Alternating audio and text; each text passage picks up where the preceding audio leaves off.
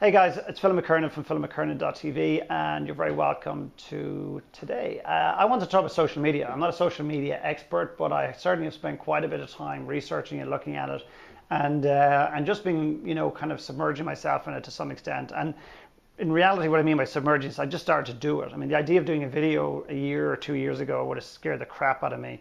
I can't say I'm completely relaxed around it now, but I don't use notes. I never have. I don't think I ever will. And I tend to talk about stuff that are really, really core to me.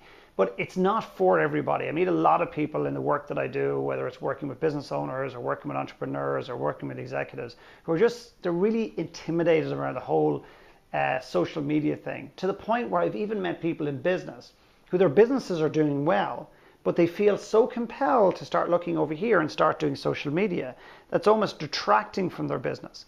And I met two ladies at a conference. I was speaking down in Denver not that long ago, and I met this lady who was basically just saying, what do you think, Twitter, Facebook, YouTube, like what's your view on it? And I looked at her and I said, you look very anxious. She says, well, I hate it.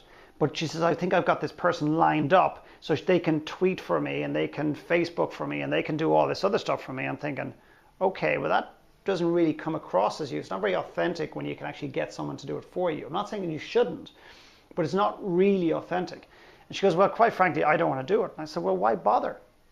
Just don't do it. Do you have to do it for your business? She goes, well, no. And arguably no one does.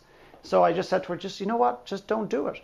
It's not for everybody. You don't have to do it. And by the way, on a side note, and a completely side note, but yet related, if you see someone that you're continuing or contemplating doing work with, and because they've got 5 or 6 or 20,000 followers on Facebook or Twitter, doesn't make them a credible human being. You can go to a service today and buy lists.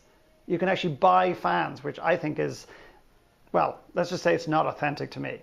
But don't be fooled into thinking because they've got more fans or more followers that they're any more credible than the person who doesn't. Am I saying that because no one likes me? Maybe, I don't know. But genuinely, someone buying a list is not necessarily as authentic as someone who's actually earning the right for those people to participate in their community. Anyway, that's my little rant on social media. And if you want to buy a book on social media, the only book I ever recommend is a book called Crush It by a guy called Gary Vaynerchuk. I told him the only thing I wanted to crush after reading his book was his face. I told him that to his face because actually it was the only book that made sense to me, and I hated the fact that it said to me, you should be in, or you should really consider this as an avenue. But the big reality is, for me, I actually enjoy doing videos. I really, really do enjoy it. So listen, have a great day, great night, great evening, and we'll talk soon.